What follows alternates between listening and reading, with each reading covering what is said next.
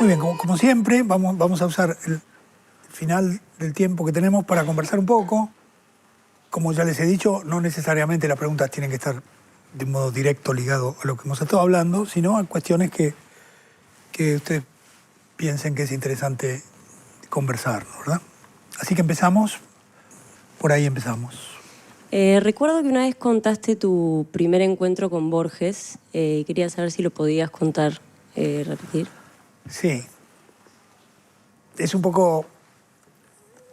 Es divertido en un sentido, pero también me pone un poco incómodo, para decir la verdad.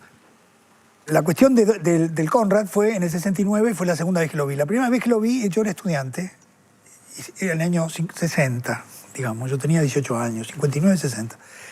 El Centro de Estudiantes preparó un ciclo de conferencias, Entonces invitamos a Viña, ¿sí? Pero invitamos primero a Borges, ¿no? Entonces lo llamé por teléfono y le dije que era de La Plata y que queríamos a ver si venía a la facultad, etc. Yo estudiaba en La Plata en esa época. Y él, por supuesto, inmediatamente aceptó. Entonces yo viajé y él me recibió en la Biblioteca Nacional. Y entonces lo que me interesa primero transmitir es la sensación de intimidad que inmediatamente me produjo, ¿no? Me sentí muy cómodo inmediatamente, digamos, ¿no? Él tenía un sistema que consistía en que siempre hablaba de algo que tenía que ver con la persona que llegaba ahí, entonces empezó a hablar de La Plata, de la ciudad de La Plata, que él conocía y de la gente amiga de él en La Plata. Así que empezamos perfectamente y entonces yo le digo, bueno, Borges, nosotros tenemos interés que usted venga. Él dijo, bueno, voy a dar una conferencia sobre Lugones. Le digo, no, muy bien, Borges, y nosotros le vamos a pagar, le dije yo. Y le vamos a pagar, no me acuerdo, supongamos que le dijera 2.000 pesos. Ah, es mucho, me dijo. Entonces yo me quedé descolocado, ¿no? Para empezar. Le digo, mire, no, en realidad la plata no es nuestra, ¿no? De los estudiantes, la universidad nos dio un dinero. No, le voy a cobrar 1.000. Ya me dejó desacomodado con eso. Y entonces siguió ahí, seguimos hablando de una serie de cuestiones que él iba dejando. Habló de un poeta de La Plata que se suicidó y que venía siempre a visitar a su familia. Era muy amigo de su familia y siempre sabía que el padre de Borges se iba a dormir la siesta. Y ese día insistió en despertarlo al padre de Borges, que fue una cosa como descortés, ¿no? Y se despidió, pero luego se mató. Entonces la despedida era como una despedida que tenía el sentido de una verdadera despedida, ¿no? Entonces, me empezó a contar esas cosas y yo me empecé a sentir muy cómodo y la conversación seguía. Y en un momento, yo lo pienso y no lo puedo creer. Le digo, ¿sabe, Borges, que hay un cuento suyo que no está bien terminado? Le dije. Yo tenía 18 años, ¿no es cierto? Yo venía leyendo Hemingway en esa época, ¿no? Entonces, Hemingway, por supuesto, tiene una manera de terminar con los cuentos muy extraordinaria. Me refería a un cuento que se llama La forma de la espada, ¿no? Que es un cuento que es muy parecido a Hombre de Esquina Rosada. El que está contando el cuento es en realidad la persona detestable, el traidor, pero lo cuenta como si estuviera contando la historia de otro, ¿no es verdad? Está contando una historia atroz, pero la está contando como si él no fuera el protagonista, ¿no? Y hay un momento en que en una de esos enfrentamientos alguien baja una cimitarra y le hace lo que Borges llama una cicatriz rencorosa. Le cruzaba la cara una cicatriz rencorosa. Entonces uno se da cuenta que al ver la cicatriz en la que le está contando y ver la escena en la que alguien le hace esa cicatriz, uno se da cuenta que esa persona es la que está contando. Entonces digo, ahí tendría que terminar el cuento, digo yo. Caramba, me dijo Borges, ¿no? Porque el cuento sigue, ¿no? El cuento sigue y sigue. Entonces el personaje dice, yo soy Vincent Mood, Borges, ahora desprécieme, ¿no? Entonces yo venía con todo el rollo de Hemingway que hay que cortar y que no hay que decir todo. Y aproveché la faulada para decirle eso. Entonces le digo eso a Borges y bueno, no me dice nada. Y me dijo una cosa lindísima, ¿no? Lindísima, me dijo, usted también escribe cuentos, ¿no? Que tenía dos sentidos eso, ¿no? Uno es que Borges, cuando la gente lo encontraba por la calle y le decía, Borges, soy escritor, yo también, decía Borges, ¿no? Entonces, De modo que eso era hundirme en la nada, ¿no? Era como... Yo había escrito 2 cuentos en mi vida, ¿no? Y me decía, usted también escribe cuentos. Pero también estaba diciéndome algo que yo después me di cuenta que también era muy sagaz, que yo ya no leía del mismo modo, me estaba diciendo. Que yo ya leía tratando de ver cómo estaba hecho eso, ¿no? Entonces pasó la situación y cuando me estaba yendo y se despide, me dice, he conseguido una considerable rebaja, ¿no? Hice un chiste macedoniano, ¿no? Como diciendo que él había conseguido la rebaja porque en lugar de que yo le pagara, o que los estudiantes le pagaran 2.000. Entonces yo después pensé, se perdió 1.000 pesos para que yo contara la historia esta infinitamente, ¿no? Porque era capaz de hacer esas cosas, yo creo. Era capaz de crear esas situaciones que después uno no las olvida nunca y las repite, y yo creo que eso es lo que también ha terminado por construir las historias de Borges que circulan, ¿no? Y también ahí me di cuenta de algo que no me había dado cuenta antes y que me di cuenta después, que los cuentos de Borges son muy clásicos, que él es un escritor de cuentos muy clásico, que siempre los cuentos tienen una explicación, que se cierran con todos los temas muy aclarados, que no trabaja, digamos, con el estilo del que deja la historia sin... Lo que pasa es que adentro hay un material tan raro, tan heterogéneo y tan múltiple, que los cuentos dan una sensación muy curiosa. Pero si uno mira con cuidado los relatos, va a ver que en el fondo él sigue la tradición clásica de los cuentos con un final en el que todo queda muy aclarado, ¿no? Así que bueno, si alguien viene ahora a mí y me dice, eso está mal, yo lo tiro por la ventana. Bueno, vamos a la segunda. ¿Era por ahí la segunda? Hola, Ricardo, soy Sí. Leonor.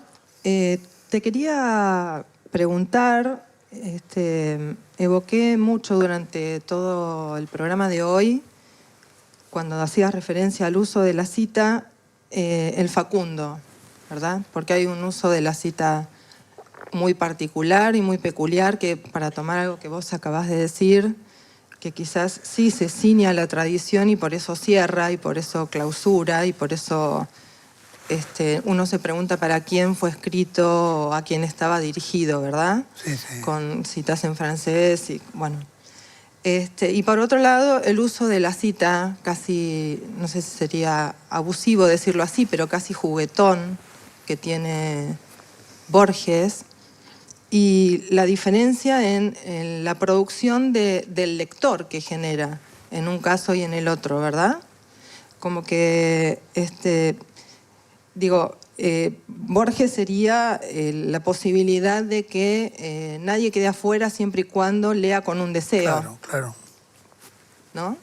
Y de ahí las malas lecturas, o entre comillas malas lecturas, y pensaba en una frase que creo que dice Renzi en Respiración Artificial, cuando habla de que Borges es el escritor argentino que cierra el siglo XIX, ¿verdad?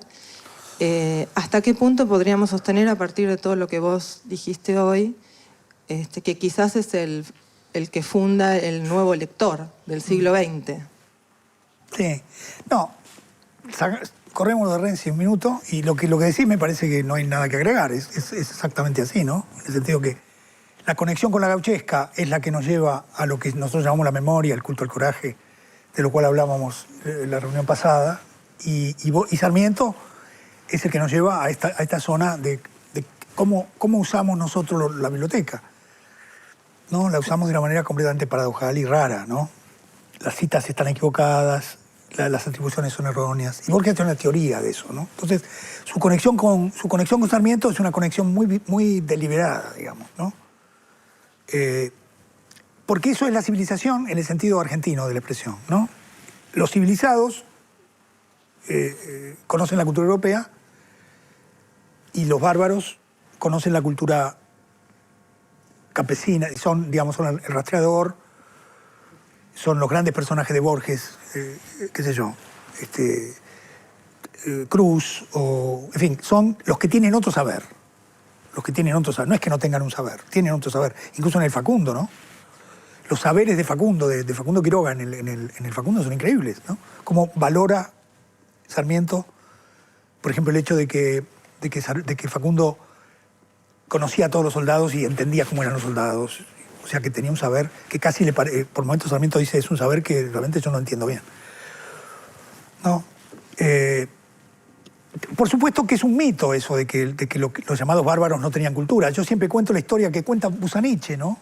Que cuando Paz cae boleado por el caudillo General López, Paz, que es el general que para Sarmiento aparece como el ejemplo del general civilizado, porque es un artillero, ¿no?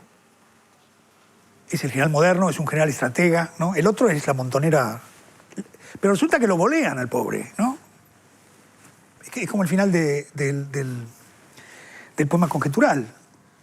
Vencen los gauchos, por fin encuentro mi destino sudamericano. ¿Qué más sudamericano que le bolean el caballo al gran estratega militar europeo? Entonces él piensa, me van a matar, me van a... Entonces Echeverría se llama el secretario de López, que le dice, bueno, espero que esté cómodo acá, le vamos a dar este poncho, si quiere algo para leer, y le da el comentario a las guerras de las Galias de Julio César en latín para que lea. Entonces la idea de que los otros eran tipos que... No, eran tipos que también tenían sus culturas rosas. Tenía una cultura que no era de Sarmiento, tenía la cultura de todos los que eran contrarios a la Revolución Francesa, ¿no? De Mestre, qué sé yo, pero leía muy bien a lo que podríamos llamar el pensamiento antiliberal, ¿no? Pero de todas maneras se construye, como siempre, un mito de, por un lado estarían los que tienen bibliotecas y por otro lado los que andan a caballo, digamos, ¿no? Y Borges se coloca ahí de una manera muy hábil, porque efectivamente quiere cerrar las dos, de un modo deliberado lo quiere hacer, digamos, ¿no? Por eso es la gauchesca, como bien dices, quiere cerrar la gauchesca, escribe el fin, y no es que quiera cerrar el Facundo, pero escribe lo mismo, en un sentido de, escribe los textos sobre cómo la cultura es la base de la convivencia, ¿no? No, pero lo del siglo XIX era un chiste, ¿no? Era sencillamente para decir que Ar era el escritor moderno.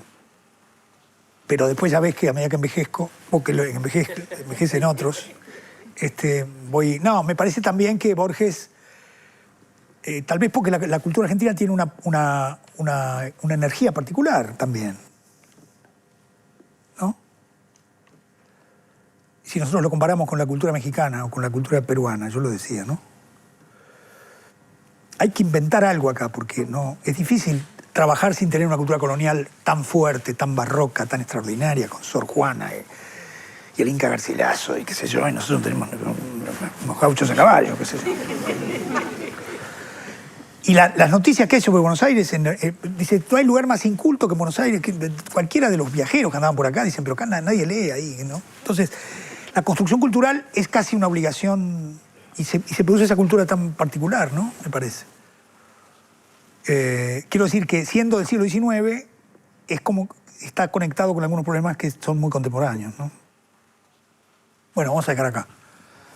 Hemos hablado muchísimo. Muchas gracias.